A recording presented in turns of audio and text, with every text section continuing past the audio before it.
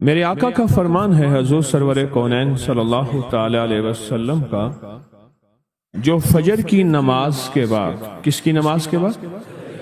جب فجر کی نماز کے بعد سورۃ یاسین پڑھتا ہے، اللہ پاک جل شانہ فرماتے ہیں کہ جا آج کے سارا دن کی کاموں کی کفایت، تیرے سارے کاموں کی کفایت میرے ذمہ ہے۔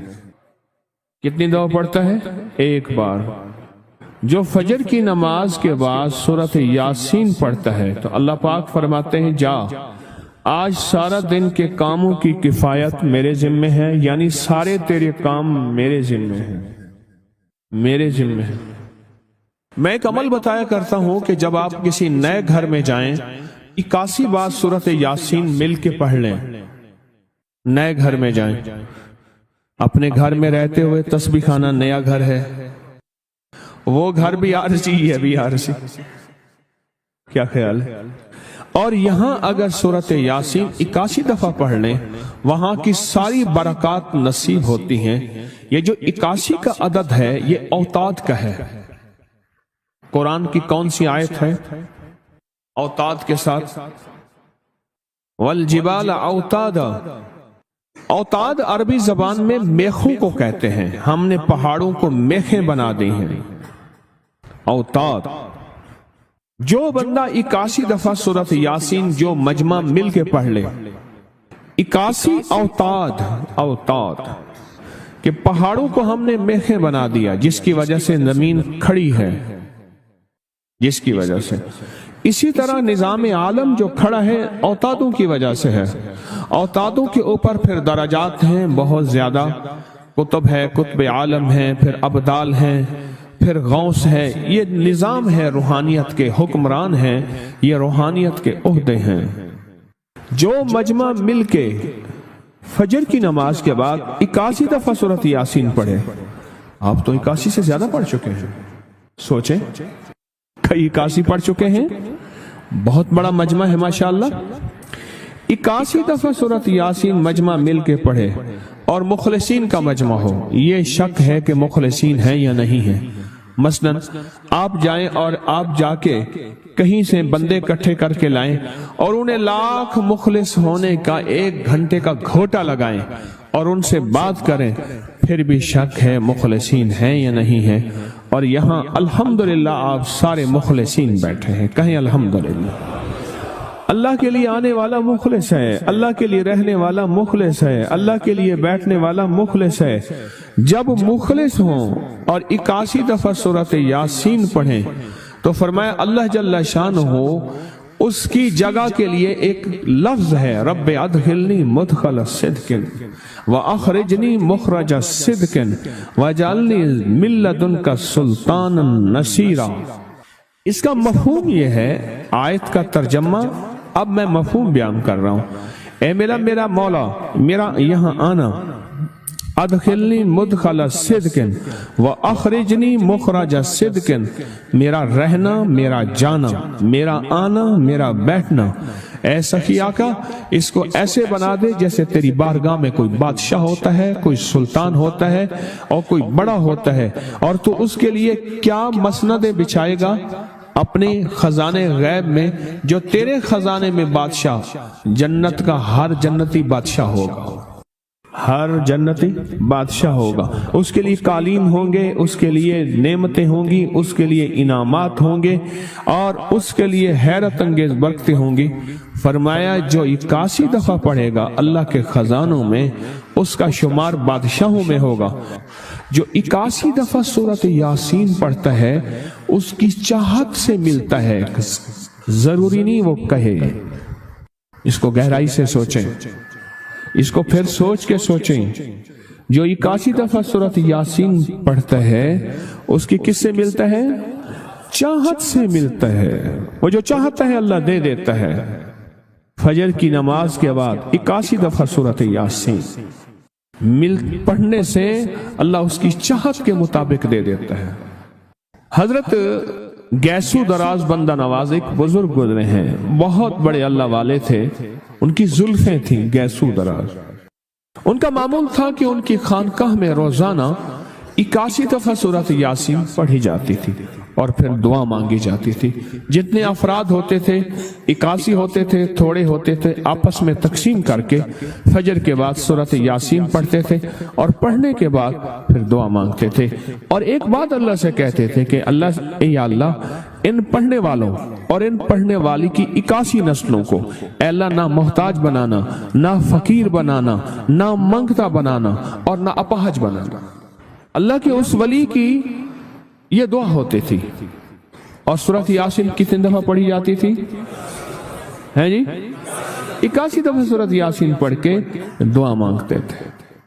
और कुदरत का निजाम देखें, तारीख बताती है कि उनके उस महफिल में बैठने वाले जितने भी थे, जिन्होंने दिल की गहराइयों से, सच्चे जज्बे से, ये नहीं है कि फजर पढ़ के सो गए या फजर से पहले ही सो गए, सच्चे जज्बे से जिन्होंने पढ़ा, अल्लाह पाक ने उनकी नस्लों में रिस्क, वुसअत, दौलत, ईमान, आफियत, बेटे, नेमतें, खैरें और बरकतें अता की। अल्लाह ने उनकी नस्लों में वो चीजें अता की जिन्होंने फजर की नमाज के बाद मिल बैठकर 81 बार सूरत यासीन पढ़ी। क्यों? 81 औताद हैं कि जो शख्स ये चाहता है अल्लाह मेरी नस्लों के लिए रिस्क के दरवाजे खुले रख, रिस्क के रूहानी और रिस्क के जिस्मानी, अल्लाह मेरी नस्लों के लिए दुनिया की महंगाइयां, हालात, क्राइसिस, नाकामियां और पता नहीं आगे महंगाइयों की सूरत हाल क्या होगी, लेकिन अल्लाह मुझसे और मेरी नस्लों से रिस्क न छीन, तो फरमाया उस शख्स को कहे कि सूरत फातिहा पढ़ और सूरत फातिहा को एक बार पढ़ और जब पहुंच इय्याका नअबुदु व इय्याका नस्तईन, इसको 40 मिनट ऐसे विजदान, ऐसे दर्द, ऐसी कैफियत कि कोई दुनिया का कोई फर्द मुझे याद ना रहे सिवाय उसकी जाते करीमी के, और इसको दोहरा दोहरा दोहरा दोहरा, इसको दोहरा। और कहा कि मैंने वो पढ़ना शुरू कर दिया, पढ़ना शुरू कर दिया। शेख हामिद कूफी कहते हैं कि कूफा में हमारे यहाँ एक रईस था और लोग उसके दर से खाते थे और लोग उसके दर से बहुत लेते थे और बहुत सखावत चलती थी। और सुना था कि उसके वालिद भी ऐसे रईस थे और सुना था उसके दादा भी ऐसे रईस थे। और ये बात सुनी थी कि उसके दादा ने कोई अमल किया था और ऐसा नहीं, दादा के बड़ों ने कोई ऐसा अमल किया था जिसमें अल्लाह से नस्लों के लिए रिस्क और रिस्क के खजाने मनवाए थे। कितने लोग ऐसे हैं, माल दौलत चीजें, ऐसे हालात और गर्दिश में आए कि नामवरी से गुमनामी में चले गए। मुझे याद है कि मैं टाउनशिप में एक बंदे से मिला, ये बात है आज से कुछ 27-28 साल पहले कम बेश। ऐसी छोटा सा कमरा था और मुख्तसर सी 2-3 कुर्सियां, एक टूटी सी मेज, और कहा कि मैं लाहौर में मेरा सिक्का चलता था, मेरा नाम ये है। नाम मुनासिब नहीं, राजदारी जिंदगी का पहला हिस्सा है, और मेरा नाम ये है और मेरा अपना जाती जहाज था और ये माल था और ये चीज था। और आज मेरा हाल ये है कि अगर मैं दवाई लूंगा तो ये बंदा पैसे देगा जो साथ खड़ा था, मेरे पास दवा के पैसे नहीं है। मुझे हमारे मुखलिस हैं, वो कहने लगे कि मेरे वालिद जिनके पास जॉब करते थे उनका बहुत बड़ा कारोबार था। उन्होंने उस दौर में 14,000 की गाड़ी ली थी नई, और फिर 16,000 की गाड़ी ली, नई गाड़ी। कितने की? 16,000 की गाड़ी ली। 100 का नोट बांटते थे, सुबह से शाम तक, शाम से सुबह तक लोग लाइन लगा के लेते थे। और जिस दौर में 250 रुपए के 5 मरले जगह मिलती थी, 250 फुट जगह मिलती थी ना, 125 फुट, 125 जगह मिलती, 5 मरले 250 रुपए की, और वो बेचते थे। और फिर एक वक्त ऐसा आया हर चीज खत्म हो गई। मेरे पास एक ड्राइवर था, वो कहने लगा कि मेरे मालिक हैं जिनके पास पहले मैं काम करता था, उनके हालात आ गए तो मैंने आपके पास आपके ड्राइवरी की। अगर रमजान में कोई बचा हुआ लंगर हो तो उन्हें बुला लूं, आप दे देंगे? तो हम रमजान में मजमा आता तो कोशिश की जाती है कि उनको खाना ताजा खिलाया जाए। तो मैंने कहा ठीक है, कहा कि कुछ पैसे भी हो जाए। कौन है? कहा कि फलां लाहौर का, नहीं जानते आप? हाँ जानता हूँ, इतनी बड़ी सोसाइटी है, बड़ी मालदारों की। कहा यह 28 मरबे जगह उन्हीं की थी। اور آج سے 40 سال پہلے انہوں نے یہ جگہ بیچی تھی اور اتنے کروڑوں میں اتنے میں بیچی تھی. اب وہ ایک چھوٹے سے مکان میں رہتے ہیں. سب کچھ ختم ہو گیا ہے, سب کچھ ختم ہو گیا ہے, اور ان کے گھر کھانا نہیں ہوتا, اور آپ اگر کھانا دیں گے تو ان کے گھر میں 2-3 وقت اچھا گزر جائے گا. میں اپنی نسلوں کے لیے تمنگری منوا لے, اپنی نسلوں کے لیے رزق منوا لے, اپنی نسلوں کے لیے وسعت منوا لے. تو کہے کہ مال بہت ہے اور نسلوں کے کام آئے گا. مال رکھنا جائز ہے, حلال جائز ہے, لیکن یہ شرط نہیں ہے کہ وہ رہے گا یا نہیں رہے گا. یہ میری ساتھ چوک ہے, یہاں کرتبہ چوک, یہاں 2 پلازے مجھے بندے نے بتائے, اب اس کے نہیں ہیں. کہا یہ اور یہ اس بندے کا ہے, فلان نام کے بندے کا, اور اس کا آج کچھ نہیں رہا.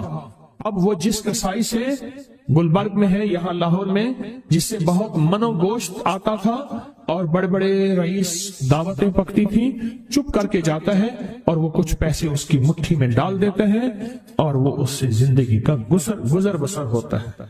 میں یہاں لاہور میں فیروز پور روڈ پہ ایک جگہ گیا تو انہوں نے وہ جگہ پہ کھڑے ہو کے دکھایا, وہ سامنے جو بنگلہ ہے, میں نے کہا وہ تو محل ہے. کہہ رہے یہ اس بندے کا ہے, اب ایک کمرہ اس کو ہم نے دیا ہوا ہے, اور وہ بنگلہ وہ محل وہاں وہ کھڑکی اس طرف کی بند رکھتا ہے کہ میری نظر اس پہ نہ پڑے. وہ سب کچھ اس سے چھن گیا ہے. سنیں, یاد رکھیں, جو اللہ کے خزانوں سے ملتا ہے وہ تیری جیب سے جا نہیں سکتا. وہ دنیا کی جیبوں اور مالوں سے جو ملتا ہے وہ تیری جیب میں رہ نہیں سکتا. یہ جو عمل ہے نا, نسلوں کے لیے رزق منوانا, برکت منوانا, نسلوں کے لیے رزق منوانا, نسلوں کے لیے برکت منوانا, یہ جو عمل ہے, بس اب میں نے آپ کو عرض کیا نا کہ آپ پوچھیں کتنے دن کریں گے. میں نے کہا دل خود بولے گا, من خود بولے گا, اندر خود بولے گا. میں نے آپ کو کچھ واقعات سنائے ہیں, بڑی بڑی ہستیوں کے واقعات, بڑی بڑی ہستیوں کے واقعات. یہ اس میں سعودی عرب مکہ مکرمہ میں ایک جگہ ہے, اس کا نام خالدیہ ہے سوسائٹی. میں وہاں ایک عرب سے ملا, شیخ ابو ترکی اسے کہتے تھے. تو اردو عربی تو مجھے آتی نہیں, بس تھوڑی بہت ایسے شدھ بدھ ہے.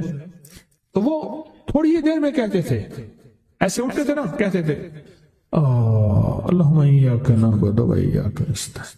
میری ان سے چند ملاقاتیں ہیں, بوڑھے تھے, بابے تھے, کہ ان کے بڑے آئے تھے, اصل میں خلافت عثمانیہ تھی تو ان کے بڑے ترکیہ سے آئے تھے, تو پھر مکے میں رہتے تو وہیں کے ہو گئے.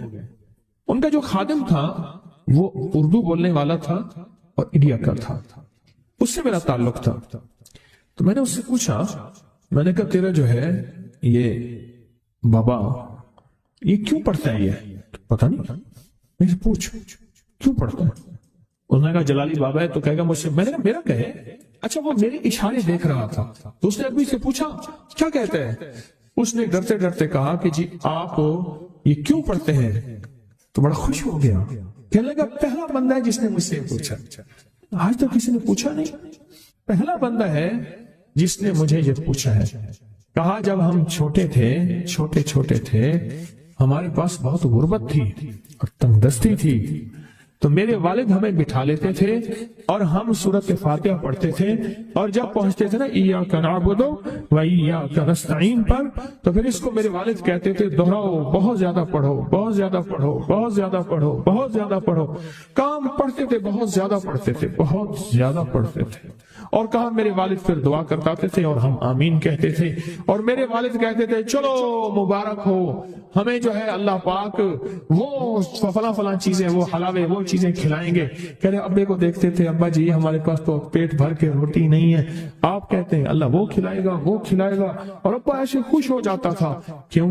ابے کو یقین تھا کہ سورۃ فاتحہ اس کریم نے قبول کر لی اور میرا کام ہو گیا. وَمَن يَتَوَكَّلْ عَلَى اللَّهِ. ہاں میرے بندے, میری ذات پہ بھروسہ کر کے دیکھ, میرے قریب آ کے دیکھ, مجھ سے دوستی لگا کے دیکھ تو صحیح, میں کر کے دکھاؤں گا. حضور سرور کونین صلی اللہ تعالی علیہ وسلم کا فرمان ہے, انس بن مالک کی روایت ہے کہ لوگوں سنتے ہو جو شخص اس چیز کے سے متعجب ہو کر, سنیں غور سے سنیں, انہوں نے فرمایا لوگوں سنتے ہو جو کسی شے سے متعجب ہو کر لا الہ الا اللہ کہتا ہے اللہ ہر حرف کے مقابلے میں ایک ایک درخت پیدا کر دیتے ہیں جس کے اتنے پتے ہوتے ہیں جتنی دنیا میں دن، اور ہر پتا اس کی قیامت تک کے لیے اس کے لیے مغفرت کرتا ہے اور تسبیح پڑھتا ہے۔ وہ تعجب ہوا، ہاں لا الہ الا اللہ، اچھا فلاں جیت گیا، واہ لا الہ الا اللہ، فلاں ہار گیا، اچھا فلاں بندے کے ساتھ یہ ہوا، فلاں واقعہ یہ ہوا۔ متعجب ہو کے کیا پڑھا؟ لا الہ الا اللہ، بس اتنا سا لفظ پڑھا، اور اتنے سے لفظ پڑھنے پہ اب وعدے سوچیں، کیا وعدے ہیں؟ میں کہ اللہ ہر حرف کے بدلے میں، اب لا الہ الا اللہ، اب اس کے جتنے حرف ہیں آپ گن لیں، ہر حرف کے بدلے میں اللہ کیا کرتا ہے؟ ایک درخت پیدا کرتا ہے، اور اس کے پتے کتنے ہیں؟ تو معلوم ہوا کہ درخت کتنا بڑا ہے، بڑا ہوگا تو اتنے پتے ہوں گے، جتنے پتے جتنے دنیا میں دن، جب سے یہ دنیا بنی ہے کتنے دن ہوں گے؟ سال میں 365 دن ہے۔ دنیا بنے کو کتنے لاکھ سال کہتے ہیں؟ کوئی 5 کہتا ہے لاکھ سال، کوئی 6 سال کہتا ہے، کوئی لاکھ، پتہ نہیں کتنے لاکھ اندازے ہیں۔ اتنے دن ہیں، خربوں سے خربوں نیکیاں، خربوں سے خربوں نیکیاں، اسی وقت بیٹھ کے یوں سمجھ لو 1 منٹ میں جتنے دنیا میں دن ہیں، اور پھر وہ درخت، آگے سنیں، وہ درخت اس کے لیے قیامت تک مغفرت چاہتا ہے، اور وہ تسبیح پڑھتا ہے، اور اس تسبیح کا سارا ثواب اسی کو جاتا ہے۔ ایک بابا جی تھے، ان کی قوم عالمان قوم ہے، عالمان کہتے تھے، نام یاد نہیں۔ میں نے بابا جی سے پوچھا، میں کہا بابا جی کاروبار، آکے جھانبا، یہ ایک مخصوص لفظ ہے ان کا۔ میں نے کہا آپ کیا کاروبار کرتے ہیں؟ آکے جھانبا مارتا ہوں۔ جھانبا اصل میں کہتے ہیں درخت کا ایک بہت بڑا لڑا اور شاخ ہو، اس کو جب گھسیٹیں گے تو اس کے ساتھ پتے، چیزیں، شاخیں، تنکے، بہت سی چیزیں اکٹھی ہو کے، سمجھ گیا نا، اس کے ساتھ آتی ہیں، اس کو آپ گھسیٹتے جائیں، جو کچھ دھاگا پڑا ہے، رسی پڑی ہے، شاپر پڑا ہے، لفافہ پڑا ہے، اسی کے ساتھ سمیٹتے آئیں گے، تو وہ بہت سی چیزیں ساتھ لے آتا ہے۔ میں نے اس سے پوچھا کاروبار کیا؟ کہہ رہا بس میں جھانبا بنے نا، بات ہوا نا، وہ جھانبا کیا تھا؟ وہ 3 چیزیں بیچتا تھا بازار کے ایک کونے سے دوسرے کونے تک۔ دانتن نہیں ہوتا یہ خواتین، اس کے گلے میں ہوتا تھا، ساتھ ایک قطر ہوتا تھا، ایک وہ بیچتا تھا۔ دوسرا عطر ہوتا تھا، جس کو بارے کہتا کپڑا پھٹ ونجے خوشبو نہ ونجے، اس کے بعد میں الفاظ تھے، کپڑا پھٹ جائے خوشبو نہ جائے۔ تیسرا کوئی سرما تھا، وہ بیچتا تھا۔ شہر کے دروازے ایک بازار کے چلتے پھرتے ایسے، اس کو وہ جھانبا کہتا تھا۔ وہ کہتا تھا وہ تھوڑی دیر کام کرتا ہوں، روزی بن جاتی ہے، مرتا ہوں۔ یہ ایک دفعہ جو کلمہ پڑا، اس پہ اتنا بڑا جھانبا لگا، متعجب ہو کر، تعجب میں آ کے ایسی تعجب، اچھا لا الہ الا اللہ۔ اللہ پاک فرماتے ہیں جا تیرے ہر حرف کے بدلے، لا الہ الا اللہ کے کتنے الفاظ ہیں؟ 12 تقریباً کہہ رہے ہیں آپ، کوئی مجھے 100% بتائے۔ 12، اگر 12 بھی ہے تو ایک 12 پہ ہر حرف پہ کتنے درخت؟ ایک درخت، اور درخت کتنا بڑا؟ اتنا بڑا کہ اس کے پتے اتنے ہیں جتنے کائنات کے دن ہیں۔ عدد خلقہ ورضا نفسہ وزنۃ عرشہ ومداد کلماتہ، جی 12 اس کے حرف ہیں۔ تو آپ نے تو بیٹھے بیٹھے کمائی کر لی۔ یہ مومنانہ مزاج ہے۔ مومن چلتے چلتے اپنی آخرت کی کمائی کرتا جاتا ہے، چلتے چلتے اپنی آخرت، اپنی دنیا۔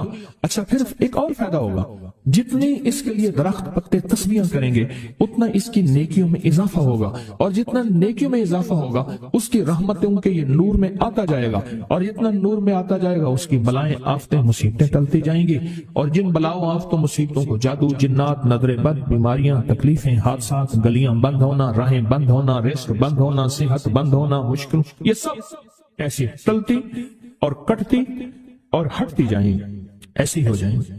فرمایا کہ ایک شخص نے عرفات میں وقوف کیا، اس کے ہاتھ میں 7 کنکریاں تھی، اس نے کنکریوں سے مخاطب ہو کے کہا اے کنکریوں، تم میری گواہ ہو اس بات کی کہ اللہ کے سوا کوئی معبود نہیں، اور اس کے محمد صلی اللہ علیہ وسلم اللہ کے رسول ہیں۔ اپنے ہاتھ سے انہیں پھینک دیا۔ اس رات دیکھتا ہے کہ قیامت قائم ہے، اس کے گناہ نیکیوں سے زیادہ ہیں، اور پر خدا نے اس کو دوزخ میں لے جانے کا حکم دیا، لیکن دیکھا تو ان کنکریوں نے دوزخ کے دروازے بند کر دیے۔ سارے دوزخ کے محافظ کارکن جمع ہو گئے، ایک پتھر کو ہٹانے پہ پر وہ کنکری کا پتھر اتنا بڑا پتھر بن گیا کوئی ہٹا ہی نہیں سکتا، اور عاجز آ گئے، پھر لوگ اس کو عرش کے نیچے تک پکڑ کر لے گئے، یہ پتھر بھی سفارش کرتے ہوئے اس کے پیچھے پیچھے ہو لیے، پھر آخر اللہ نے اس کو جنت میں جانے کا حکم دیا، تو پھر یہ سارے پتھر جنت کے دروازوں میں آگے جا پہنچے، اور ہر پتھر کہنے لگا اے اللہ میری طرف سے اس کو جنت میں داخل کر دے۔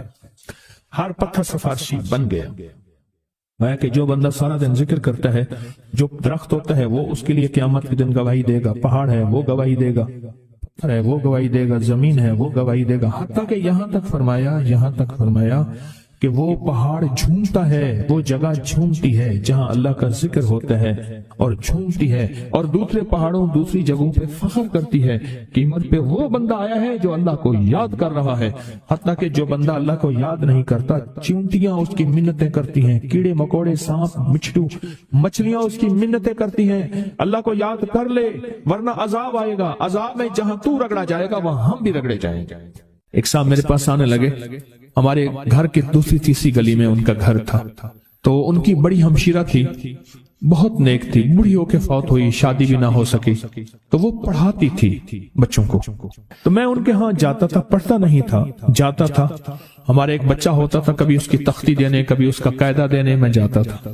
یہ جب بھی غسل خانے میں ہوتے تھے اندر سے گانے کی آوازیں آ رہی ہوتی تھی۔ اللہ نے نظام بدلا، بہت سالوں کے بعد تسبیح خانے کی نسبت ملی، اور تسبیح خانے کی نسبت کے بعد ہر وقت ذکر ہے۔ میں نے ایک دفعہ کہا آپ گاتے ہوئے جو ہے غسل خانے میں گاتے تھے، ایسی آنکھیں کھول کے لگے کہ مرشد واقعی آپ کو کشف ہوتا ہے۔ میں وہ کشف نہیں ہے، میں تیری ہمشیرہ کے پاس کبھی تختی دینے آتا تھا، فلانی پڑھتا تھا کہ ہاں، میں کہ تجھے گاتا ہوں میں دیکھتا تھا، اور میں کہتا تھا یا اللہ اندر تو ساری ظلمت ہوتی ہے اور یہ اندر گاتا ہے۔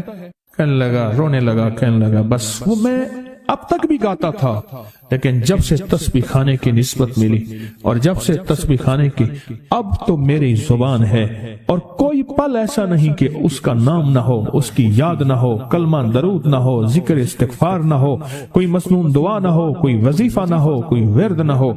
اب تو عالم یہ ہے، ہر پل آفات آ رہی ہیں، مصیبتیں آ رہی ہیں، اس لیے فرمایا جب مرغ بانگ دے تو وہ دعا پڑھو، اللہم انی اسألک من فضلک، اے اللہ اپنے فضل کا تجھ سے سوال کرتا ہوں۔ میرے آقا کا فرمان ہے جب مرغ بانگ دیتا ہے، وہ صبح ہو دوپہر ہو یا شام ہو، یہ ہمارا زندگی کا معاملہ ہے کہ مرغ جو دوپہر کو بانگ دیتا ہے اس کو ذبح کر دو۔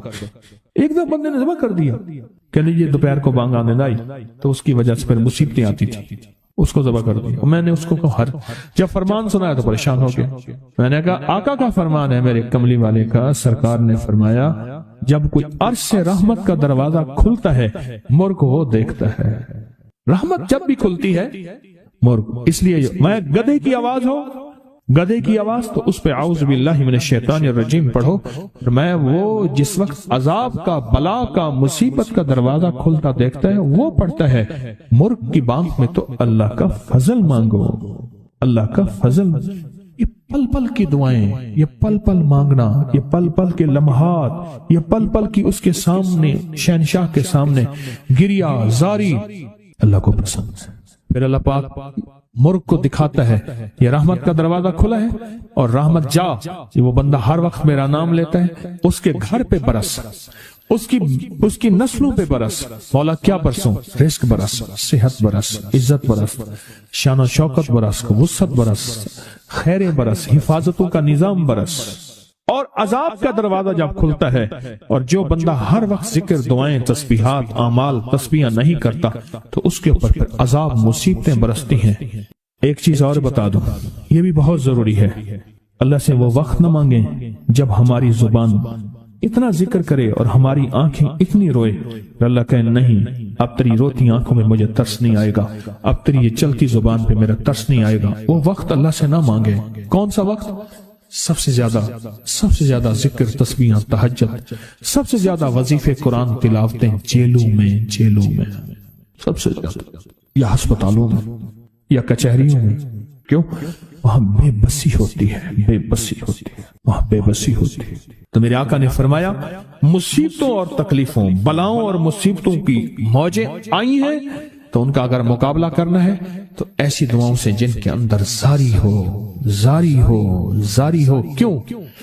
ایک بات اور سن لیں، ہم دعائیں پڑھتے ہیں مانگتے نہیں ہیں، ہم دعائیں پڑھتے ہیں، دعاؤں کا مانگنا دل کی گہرائیوں سے، اندر کے درد سے۔ وہ تیری جو بھی زبان ہے، ہندی ہے، سندھی ہے، وہ دنیا کی کوئی بھی زبان ہے، اس زبان کو رب جانے، رب کے فرشتے جانے، اور اللہ اس پہ مہریں لگاتا ہے۔ پھر